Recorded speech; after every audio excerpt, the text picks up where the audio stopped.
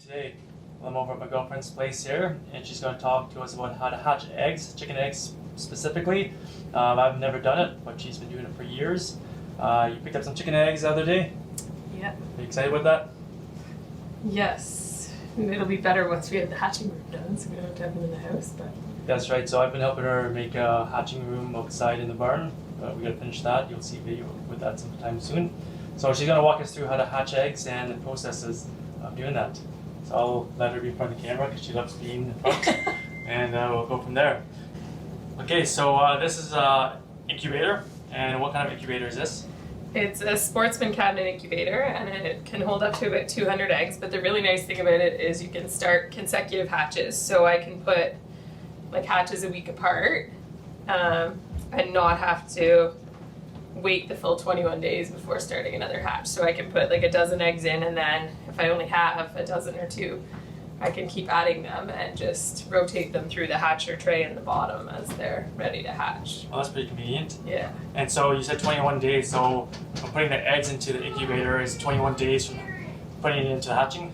Yes. And then that's pretty easy. And what kind of eggs do you normally hatch?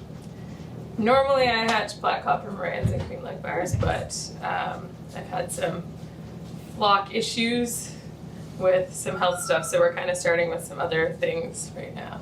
Cool. Yeah. So, and then once they hatch, how long until they start laying their eggs? Usually about 6 months. It depends on the breed. The heritage breeds tend to be a little bit longer. Sometimes Right. it's more like 8 months before they're laying. But Cool. Okay, so how does this incubator work? it needs moisture in there because the humidity needs to stay about 50%. So it has a water tray that goes in the top. Now that we have more space, we might actually be able to hook it up with the pipe going through so that you don't have to top it up. It can just self-feed, but Oh, that's handy. isn't set up yet. Okay, and then what else is in here? I see some trays here as well. So these are trays for the eggs. Okay. It doesn't have it has a self-turner option in this. I hand turn them because I've never put the actual self-turner in the motor, but I can rotate them like twice a day, sometimes 3 times a day, but twice a day is enough that there's not issues. But they do need to be rotated so that the egg sac, the air sac doesn't stick, and Okay. yeah. Cool. So they just sit upright. You always want to make sure that the smaller end of your egg is down and the air sac is in the big end and it's up. All right. And then I see you have a thermometer in there with the humidity. So what's optimum temperature, humidity that you need to have for them to hatch properly? You want it at 99.5 to 100.5 degrees Fahrenheit. Humidity should be about 50% for most of the hatch, and then for lockdown, you usually bump it up to about 75. It's a little harder in the sportsman to bump that high, but anything above 60 I have pretty good luck with in it. Right. And what's your usually hatch range with these? It depends on the eggs. Like my own eggs, when I wasn't having issues with their hatching, is like 98% hatch rates. That's pretty good then. The sportsmans are pretty reliable, and I don't have that kind of hatch rate if I use like my styrofoam homestead incubator, but the you never know when they're not your eggs because Right. I You don't know where they come guarantee. from. Yeah. And do you want to show us the eggs here? So we've got the eggs here in the new plant room, right beside the incubator, which is handy. So I see you've got them on an angle, and that's because, like you were saying, they need to be rotated every day so the air sac doesn't stick. Yeah. Okay. So you want to make sure when you're putting them in that there's no cracks or damage to the shell, which sometimes is tricky to see. And do you candle them to check for that? Yes. Okay. So do you want to show us that quick process? Sure. We'll probably have to get a flashlight for that. Like. Okay, so you turn the lights off here. She's gonna use her technology called the telephone to check for cracks or anything. An LED flashlight works better because you can kind of direct a little better, but yeah, so you're just checking for damage, and sometimes you can tell if the shell is really thin and it looks kind of different. I don't bother putting them in because they generally won't hatch. Okay. But you're just wanting to check for cracks, because if you get cracks in bacteria from ones that are bad, then it can kill the entire hatch or a whole bunch of them. And that would be disastrous because then you Yeah. guys start from scratch again. Yes. Okay. So you're just basically checking for damage. All right. And then I guess, do you want to give us a quick demonstration on how you load it up? Sure. All right, turn the lights. Right now, I guess that incubator hasn't come up to temperature yet, so we're just going to do a quick demonstration of how it's done. And then later on, we'll show you once it's loaded up, because I need to go home today, so when I come back, we'll finish this off. Some eggs are kind of tricky, but you want the smaller end to be down. Right. Otherwise, it's not really difficult. You're just placing them in small and down. Okay. And then you'll just load it all up with the eggs and yeah. And close then if I'm doing consecutive hatches, I make sure that I mark the next hatch. So I guess the big question some people might be asking, do you need to wash the eggs or leave them unwashed for hatching? No, you don't want them washed. You want them to be natural. If you wash them, it gets rid of the bloom, which keeps bacteria out and which can affect your hatch and make them go bad. Okay, so that's good to know. But can they, if you do wash them, will they still hatch? Or is it hit or miss?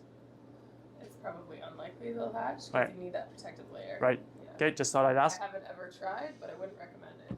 Okay. And there we go. So she'll just slip them in quickly here. And then I guess you just close it up.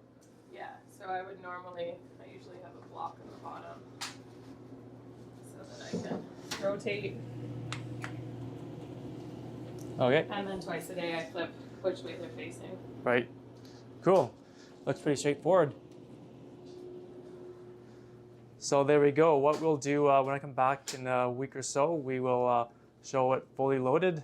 And the next step for hatching your own eggs at home. All right, so you've got the eggs in. And I noticed that you didn't put the water tray in. So you're trying to do a dry hatch this time instead? Yeah, I've never done a dry hatch before, but a lot of people have been talking about it works just as well to do a dry hatch and not have to worry about the humidity up until lockdown when you want the humidity high so they can hatch. So I'm going to try and give that a shot this time and see what happens. Okay, and what does lockdown mean? It's the last 3 days before they hatch. You want the humidity to be extra high so that they can actually get out of the shells. Okay, so it just softens the shells up? It makes it easier for them to rotate in there so the membrane doesn't dry out as they're hatching and stuff. Alright, so take a look here. You're going to rotate them. I'm assuming they've been in for a few days now.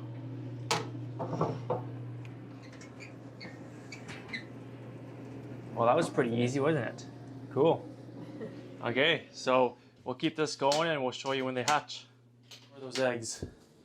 There's maybe 8 or 9 that weren't fertile or didn't really develop, but I got them from someone who hadn't checked their fertility yet, and so I was taking my chances on that. Right.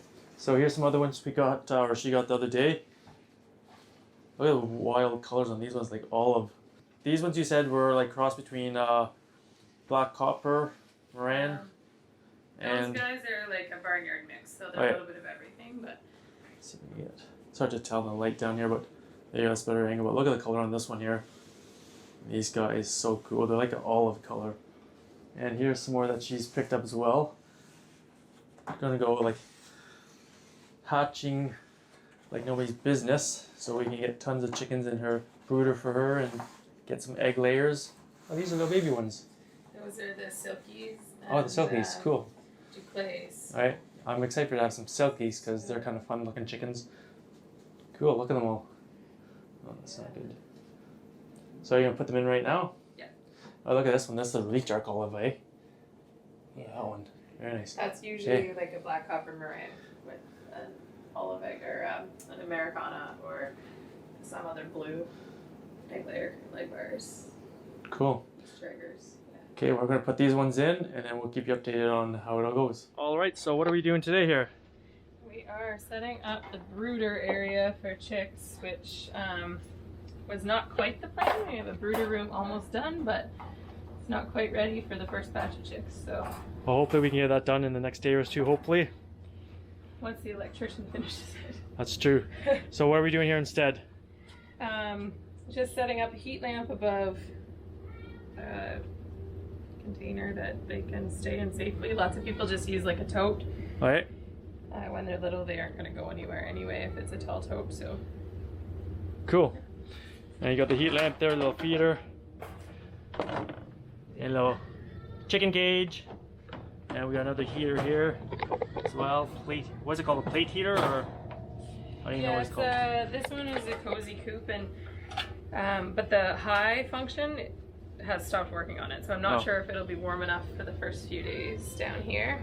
Right. Since the basement's kind of cool, but we'll try and see. If I can get away with that, I prefer to use that over a heat lamp. Right. Cool. Okay, we'll get it set up, and I think you're going to lock down. Hi. That's Ainsley. She's being shy. So we're going to, I think she's going to show us the chicks now. She's going to do the lockdown so they can start hatching in the next few days, right? Yes. Cool. Yeah. 2 days until they hatch. Woo, exciting. Baby chickens. Are you excited? Alright, so how many days are we at now for these eggs? We're at day 19. Okay. And so what does that mean? How many days left till they start hatching, do you think?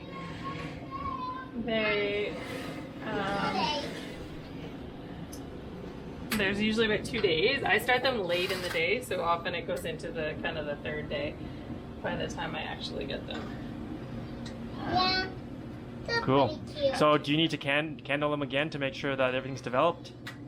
I usually do, so that I can toss any that aren't developing, just to make sure that you aren't taking up precious space, so they aren't rolling into each other and stuff if Right. they're not going to develop anyway. Okay. So, And this is, I guess, this is where you start doing the humidity with them too as well, right?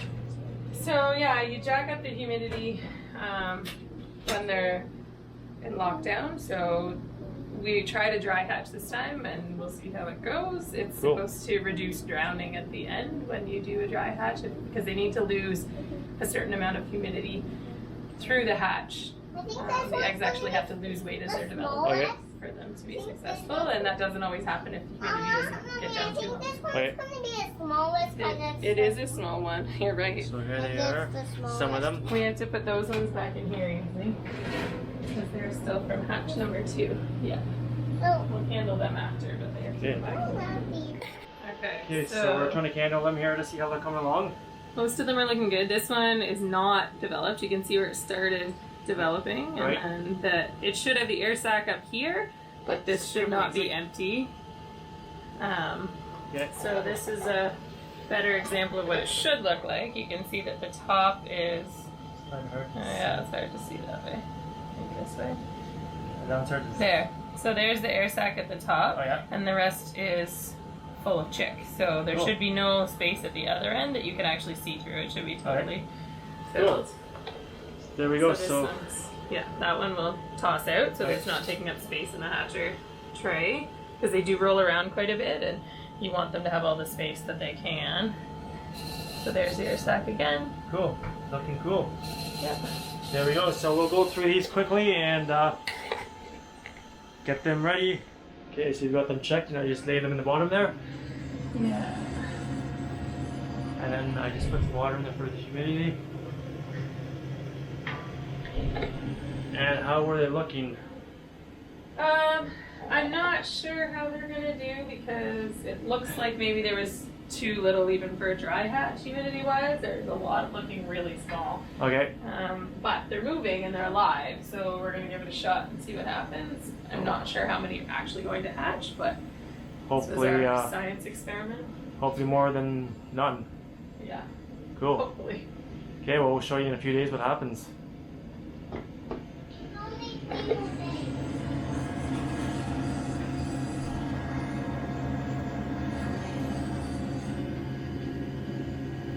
Alright, so this is an exciting day. We've got about 10 chicks that have hatched now. Yeah. And we're going to pull them out and move them to a different section. Yeah. So, Kristen, you're going to show us that little next step here. And Ainsley's going to try to get her hands in there too, because she loves holding little baby chickies. Yep, I love them. I want to try to get one. Okay, get one of these guys at the front. Here we go. Listen to them all chirping away, so cute.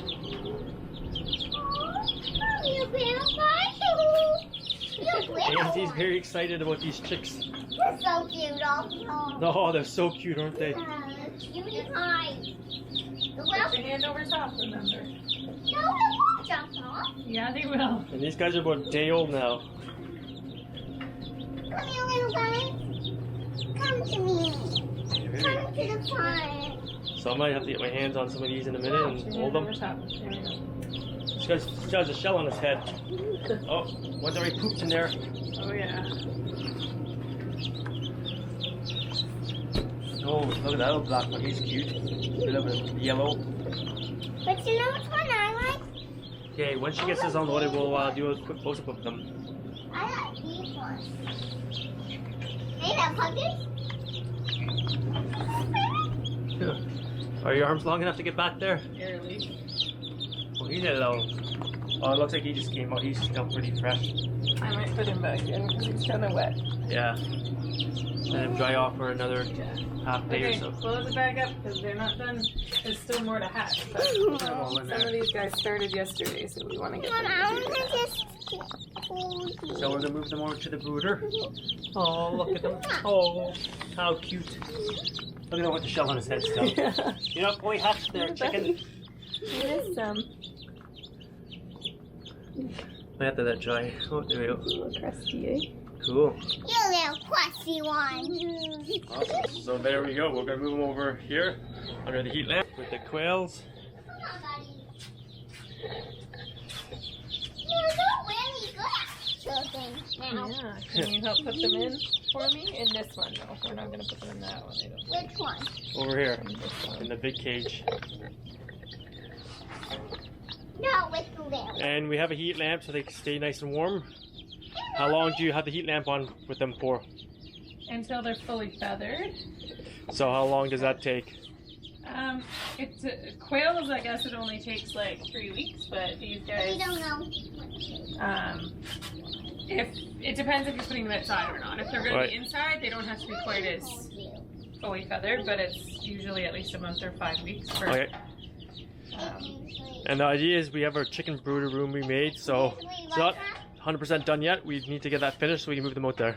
Close. We're waiting on the electrician to finish the plug and stuff so we can get Yeah, the well, electrical in That's there. right. Awesome. And we are almost We're trying done. to hatch. So there you go, guys. There is your video on hatching chickens from egg to chicks. Hope you enjoyed that. I hope you found that helpful in your journey on having your own chickens. It's pretty exciting to hear the little chirps. So thanks for watching, guys. Don't forget to subscribe to my video, give it a thumbs up, and share it around. We'll see you out there. Have a great day.